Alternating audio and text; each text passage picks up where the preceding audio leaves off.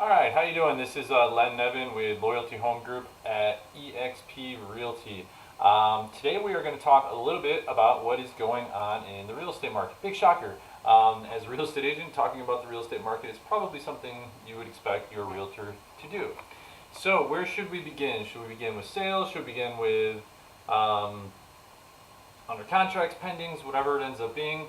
How about we start with interest rates? So interest rates, we'll start there. Let's scoot up here.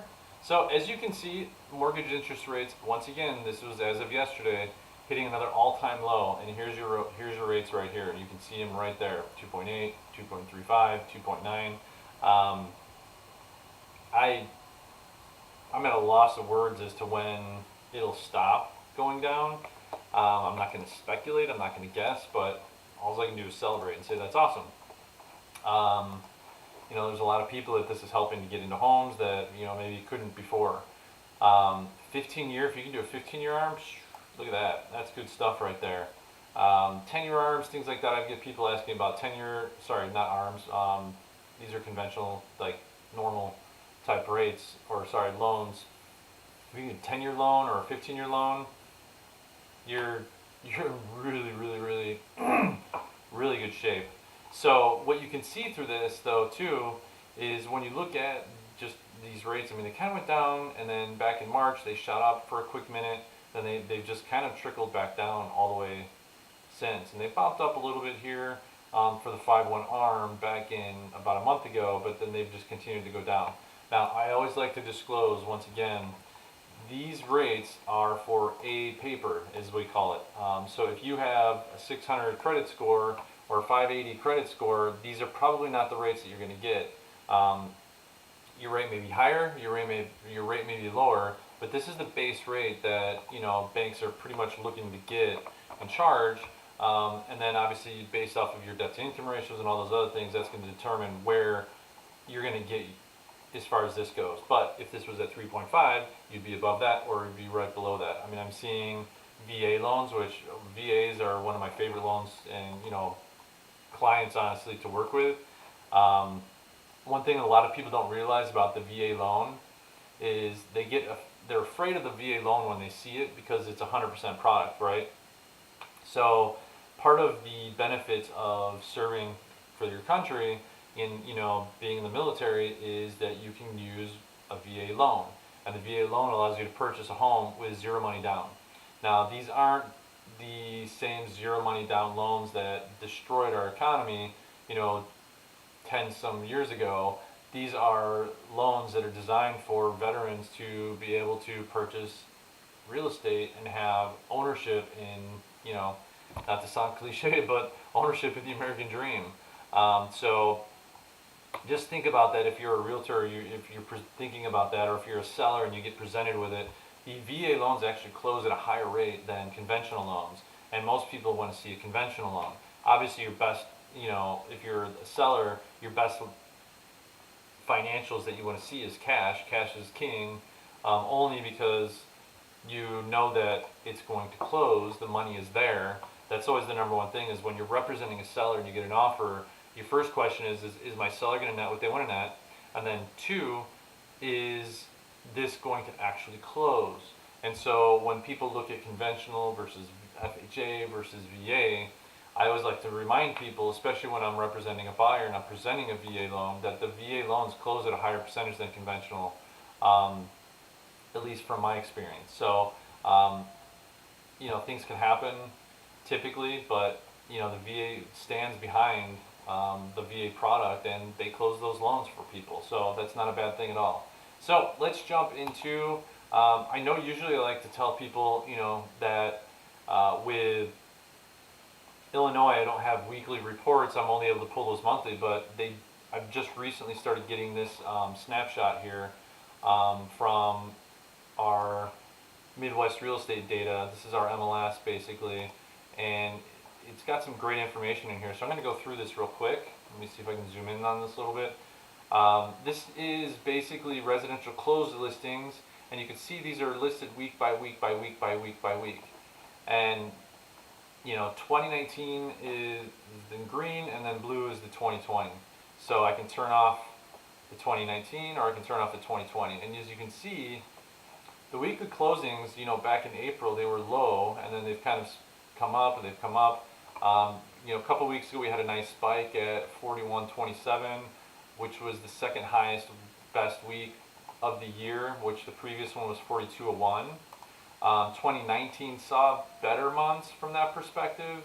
It saw a month of 44.65, but overall, 2020 is, you look recently, 2020 is winning, 2020 is winning, 2020 is winning, 2020 is winning. Here's one week where 2020 didn't win, 2020 is winning. Here's another week, but overall, 2020 is doing very, very well as far as closed sales for the year. Here's your under contracts. You look at a big spike like this, 38.13. That means over the next 30 to 60 days in our Illinois market, we're going to see quite a decent amount of closings coming based off of just this data. And you can see that the pendings have been sitting way higher than what we saw in 2019. You might ask why, if it's so much higher in 2020 versus 2019. Things fall apart. Buyers change their mind. Properties sometimes sell multiple times. So that could be in there. You goes under contract, falls apart, comes back under contract. Sometimes it's home inspection issues. Sometimes it's appraisal. You just don't know. But that's one reason why you would see higher under contracts versus closed sales. New listings. We're definitely starting to finally see some new inventory hit here. So for a while, if we looked at, we turned off 2019, it's kind of sitting a little bit steady, but it's still, since July, it's still kind of like this very slow moving arc. We're still not seeing the listings hitting the books as we'd like to, except for the fact that it's helping sellers get their properties moved. So that's not necessarily a bad thing. This is the rental side of things. It's kind of fallen off here the last week. This is the 5th through the 12th, but last year was the same thing. So seasonal, it looks like it's not been as strong. You can see that 2020 has been not as strong of a rental market as it was in 2019. That's probably because a lot of people, because of the interest rates, are buying instead of renting. So that's not necessarily a bad thing. This is the inventory, residential, active, and temporary. So right now you've got a total of 72,266 listings that are in entire MLS, and then like 2,200 are temporarily off market. But you can see that it kind of went up a little bit, and it's still sitting there. We don't have 2019 numbers to compare it to, but that is what it is. Open houses, obviously none happening back in April. You still saw some, April, May, and then obviously we're kind of back in full tilt here in October with doing some open houses. So these are some of the charts that they're giving us. This is a showing time report. So showing time is a program that we use that measures the amount of showings. So we use the program to request our showings, track our showings, all that other stuff, and it keeps all the data in one spot. And so you can see that 2019 weekly average, you're seeing a lot more showings, and obviously 2019 dipped big time, right? Or sorry, 2020 dipped right here for obvious reasons, but you saw this thing kind of catch back up, and we've been sitting above. And so when you see these lines that kind of match, that's a seasonality thing, right? Mid-July, July's always been a slow month in Illinois. People are on vacation, they're leaving 4th of July, blah, blah, blah. So you see a lot of similarities, they kind of parallel. We were a little bit skewed, staying steady back in January, because we hit the ground running in January, gangbusters, and you could see it was shooting up here, and then caught back up. So that's your showings. Sold price, 2020 is showing a higher median sold price. 2020 is showing a higher average sales price. So from an owner and seller's perspective in the Illinois market, Chicagoland market, much, much better than 2019, which is good. Rented prices, it's kind of stagnant, not much difference. It's actually down here last week with $1,650 versus $1,700. So that's kind of a quick snippet of what's going on in the Illinois market. Let's talk a little bit about Phoenix, right? That's probably the longest I've been able to talk about Illinois for a while, because I really like those reports. That's helping a lot. So this is that Cromford Market Index, right? So this is the basically it measures the supply and demand. Anything over 100 is a seller's market. Anything below 100 is a buyer's market. And as you can see, we're at over 400 in the city of Phoenix, and you can see it's starting to taper down a little bit in the city of Phoenix. But if I go to, for instance, say Gilbert, which was just ranked the second safest city in the country. You can see that it's almost at 500. It's at 478, and it went down 0.3 from the week before. We kind of saw it flattening out here, we thought, and then it shot back up, and now it's kind of flattening out again. But if you draw a line here, the trajectory of what's going, this whole dip has caught up completely. If we look at other markets, like Chandler is a big market for us. Same thing, a little bit of a downturn, now it's shooting back up. Scottsdale, let's take a look at that.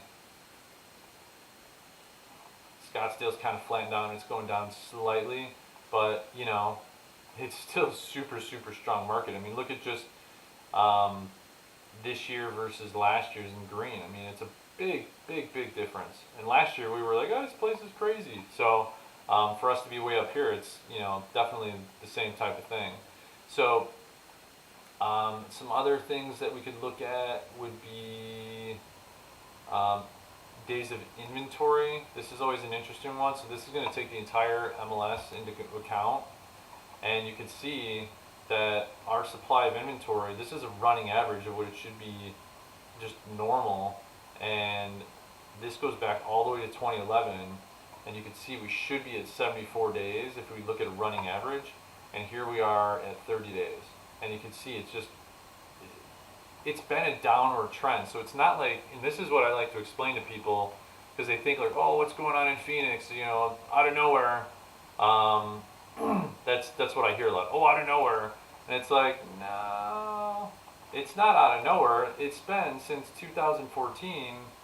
Inventory has just been slowly dropping and dropping, going up and dropping, and then going up and dropping.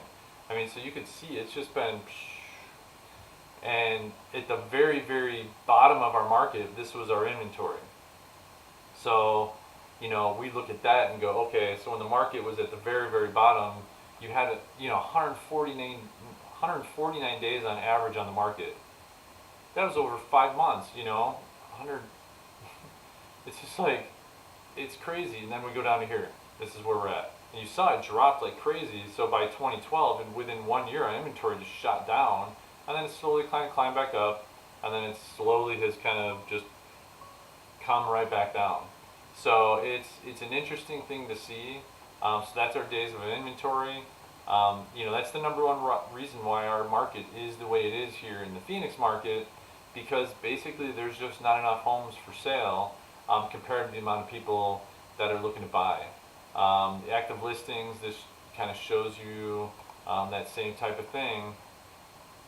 This is the available inventory, in another chart, and it's that same type of thing where, we're looking at this, and here's 2020 right here, and it's just sitting at 8,224 as of, a few days ago, and just 4 years ago in 2016, there was 18,000, 10,000 more homes.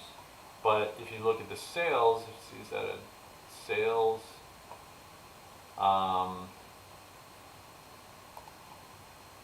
Let's see if this gives me what I'm looking for. You'll look at the sales piece of it, and sure enough, this is 2016. This is that seasonality, up and down and up and down and up and down and up and down and up, and so it hasn't drastically, the sales have not drastically gone up. It's not like it was here and all of a sudden from 2016 the sales were capped at here and we're here. I mean, it's slightly higher, but not massively higher, but the inventory is drastically lower. So when people ask me, is this sustainable, all that other stuff, my honest answer is, what, we'd love to see some more inventory. What if foreclosures hit? We'd be like, we need them. We can sustain. This is obviously this between the amount of sales per year is something that we can sustain. We have sustained for a long time. Um, and if we had more listings, if we had more opportunities for people, you know, we'd be able to put them into homes. So we kind of, if there's a glut of new homes that hit the market for one reason or another, we'd probably be okay with it. Our market would be able to absorb those without putting a drastic, you know, turnkey in our market. So long story short, that's kind of what's going on in our real estate market. Hopefully this is good information for you. At the end of the day, like I always say, every market is different. As you can see just from looking at like Chandler versus Queen Creek, or you know, Scottsdale, Gilbert, every part is different. Even in Illinois, you know, all these snapshot stuff here that I was showing you, you know, it may not be like this in the town you live in. It may be crazy compared to other parts. You know, in many parts of the Chicagoland area, you people can't keep properties on the market, and then there's other parts, of course, where you couldn't get rid of it if you tried. So, if you're wondering where your home sits as far as inside these statistics, are you higher? Are you right on average? Are you below? Reach out, hit me up, and I'd be happy to help you. That's what I love doing. So reach out with any questions, and we'll catch you next time.